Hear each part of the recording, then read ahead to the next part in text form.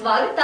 ನಾನು ಸಂಗೀತಾ ಭಟ್. ಇದೀಗ ಹೆಡ್ಲೈನ್ಸ್. ವಾಗ್ದಾನಲ್ಲಿ ಭರ್ಜರಿ ಸ್ಟೆಪ್ ಹಾಕಿ ಎಲ್ಲರ ಮನಸ್ಸನ್ನ ಗೆದ್ದಿದ್ದಾರೆ ಶಾಸಕ ವಿಶ್ವನಾಥ್.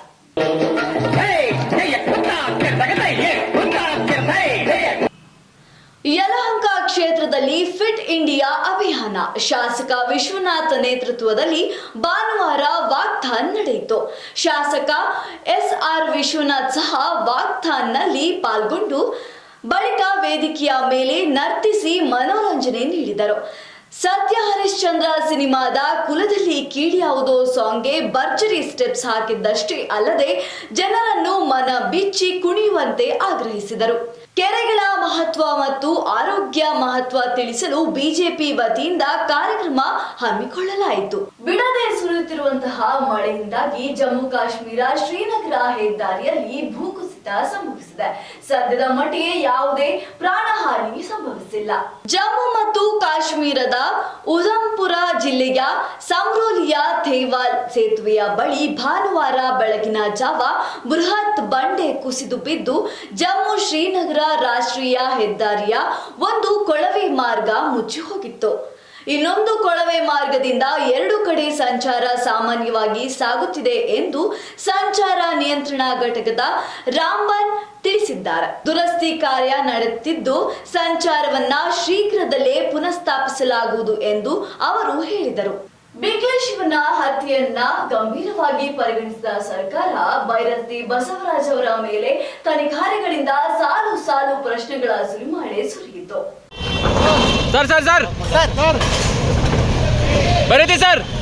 ಬಿಗ್ಲೆ ಶಿವ ಹತ್ಯೆಯ ತನಿಖೆ ನಡೆಸುತ್ತಿರುವ ತನಿಖಾಧಿಕಾರಿ ಪ್ರಕಾಶ್ ರಾಥೋಡ್ ಮುಂದೆ ಶಾಸಕ ಬೈರತಿ ಬಸವರಾಜ್ ಶನಿವಾರ ಭಾರತಿ ನಗರ ಠಾಣೆಯಲ್ಲಿ ಹಾಜರಾಗಿದ್ದರು.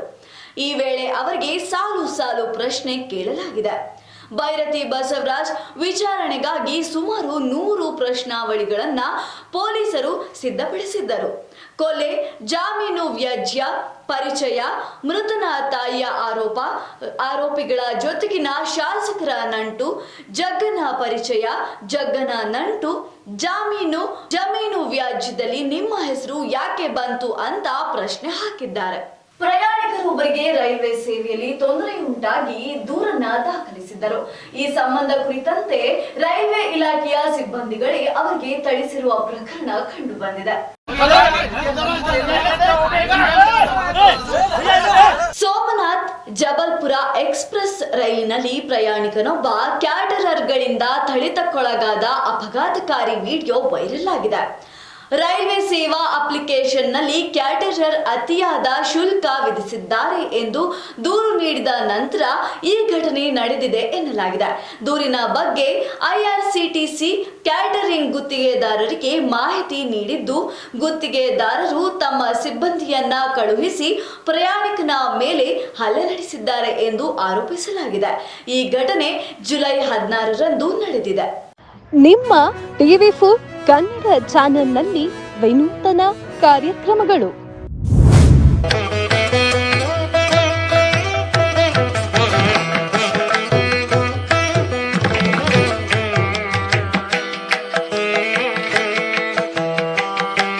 ನಿಮ್ಮ ದೇವಸ್ಥಾನದ ಬಗ್ಗೆ ಸಂಪೂರ್ಣ ಮಾಹಿತಿ ನೀಡುವ ಕಾರ್ಯಕ್ರಮ ದೇಗುಲ ಮಹಿಮೆ.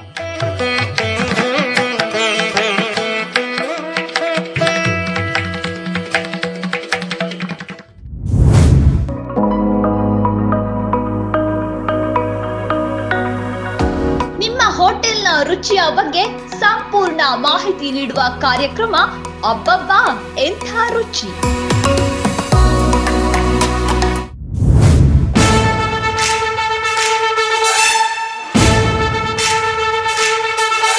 ಸಮಾಜ ಸೇವಕರ ಬಗ್ಗೆ ಜನತೆಗೆ ತಿಳಿಸುವ ಕಾರ್ಯಕ್ರಮ ಜನರೇ ಮೆಚ್ಚಿದ ನಾಯಕ.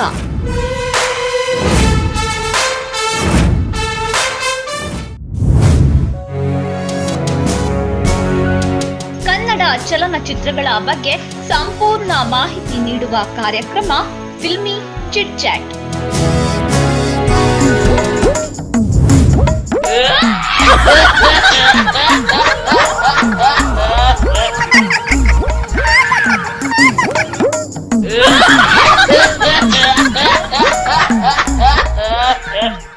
ವಿನೂತನ ಬಕ್ರ ಕಾರ್ಯಕ್ರಮ ಟೋಪಿ ಲಾಲ.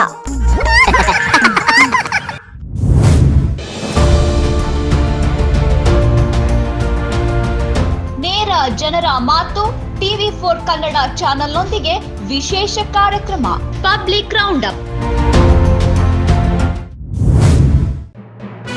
ನಿತ್ಯ ನಿಜ ನಿರಂತರ ತಾಜಾ ಸುದ್ದಿಯೊಂದಿಗೆ ನಿಮ್ಮ TV4 ನ್ಯೂಸ್ ಚಾನೆಲ್. ಬಿಕ್ಲು ಶಿವನ ಹತ್ಯೆಗೆ ಸಂಬಂಧಿಸಿದಂತೆ ಬಸವರಾಜ್ ಅವರ ಮೇಲೆ ಯಾವುದೇ ರೀತಿಯ ಕ್ರಮಗಳನ್ನ ಕೈಗೊಂಡಿಲ್ಲ ಅಂತ ಮಾಧ್ಯಮದವರ ಮುಂದೆ ಪರಮೇಶ್ವರ್ ಅವರು ಹೇಳಿಕೆಯೊಂದನ್ನ ನೀಡಿದ್ದಾರೆ.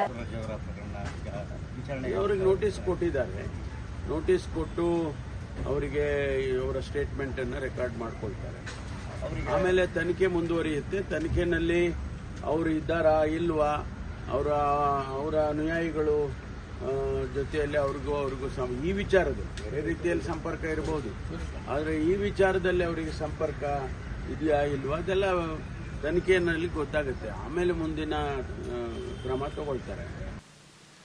ಕೆಆರ್ ಪುರಂನ ಕ್ಷೇತ್ರದ ಶಾಸಕ ಬೈರತಿ ಬಸವರಾಜ್ ಅವರ ವಿರುದ್ಧ ರಾಜಕೀಯ ಪ್ರೇರಿತವಾಗಿ ಕ್ರಮ ಕೈಗೊಂಡಿಲ್ಲ. ಹೆಣ್ಣು ಮಗಳು ಕೊಲೆ ಪ್ರಕರಣದಲ್ಲಿ ಶಾಸಕರ ಹೆಸರು ಕೇಳಿದ್ದರಿಂದಾಗಿ ವಿಚಾರಣೆ ನಡೆಸಲಾಗುತ್ತಿದೆ ಎಂದು ನಗರದಲ್ಲಿ ಶನಿವಾರ ಗೃಹ ಸಚಿವ ಡಾಕ್ಟರ್ ಜಿ ಪರಮೇಶ್ವರ್ ಸ್ಪಷ್ಟಪಡಿಸಿದ್ದಾರೆ. ಸುದ್ದಿಗಾರರೊಂದಿಗೆ ಮಾತನಾಡಿದ ಅವರು, ಕೊಲೆ ಪ್ರಕರಣಕ್ಕೆ ಸಂಬಂಧಿಸಿದಂತೆ ಪೊಲೀಸರು ವಿಚಾರಣೆ ನೋಟಿಸ್ ಕಳಿಸಿದ್ದಾರೆ, ಹೇಳಿಕೆಯನ್ನ ದಾಖಲಿಸಿಕೊಂಡಿದ್ದಾರೆ, ತನಿಖೆ ಮುಂದುವರಿಯುತ್ತದೆ ಎಂದರು. ಮನೆಗೆ ಬಂದಂತಹ ಹಾವನ್ನ ಬರೀ ಕೈಯಿಂದ ಎತ್ತಿ ಹಿಡಿದು ಸೋನು ಸೂದ್ ಅವರು ಎಲ್ಲರಿಗೂ ಅಚ್ಚರಿಯನ್ನ ವ್ಯಕ್ತಪಡಿಸಿದ್ದಾರೆ. ಈ ಕುರಿತಾದ ವಿಡಿಯೋ ಸಾಮಾಜಿಕ ಜಾಲತಾಣದಲ್ಲಿ ಸಖತ್ ವೈರಲ್ ಆಗ್ತಾ ಇದೆ. ये हमारी सोसाइटी के अंदर आया है. This is a rat snake actually, non venomous है, but we have to be very careful. अगर कई बार अपनी सोसाइटीज में आते हैं तो प्रोफेशनल्स को जरूर बुलाओ. हमें तो थोड़ा आता है पकड़ना, तो इसलिए पकड़ लिया हमने, but be careful, very very important to be careful. बेटा इसको पकड़ने के लिए मेरे को एक को दे दे, इसको अंदर ध्यान से रखो और सेफली छोड़ के आएंगे इसको जंगल में प्लीज. हाँ, ये सिराने का कवर है जिसके अंदर आप सेफली डाल सकते हो, तो बी केयरफुल. हाँ, चल बेटा अंदर, घर छोड़ के आएंगे तेरे को. चल बेटा, चल चल चल चल.